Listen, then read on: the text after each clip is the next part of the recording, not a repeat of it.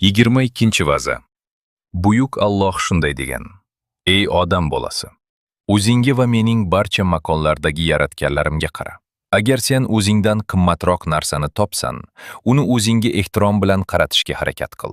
Agar topmasang, o'zingga tavba va yaxshi amallar bilan ehtirom qil. Agar seni uchun ruhing qadrli bo'lsa, mening senga bo'lgan rahmatimni esla va sen bilan bo'lgan ahdni esla. Sen aytganingda biz eshitamiz va bo'ysunamiz. Allohdan qo'rqing, qiyomat kunigacha, tiriltirish kuni, falokat va ofat kuni. U kuni davomiyligi 1000 yildir.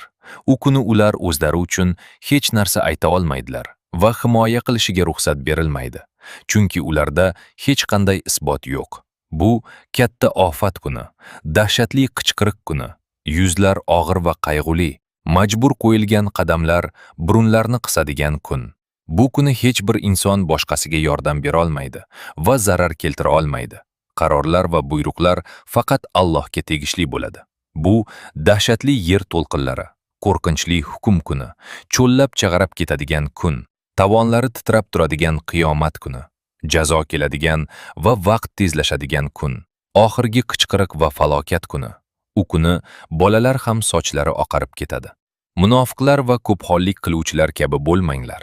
Ular menga bo'ysunuvchi deganlar, ammo haqiqatan bo'ysunmaydilar va Allohga ishonmaydilar.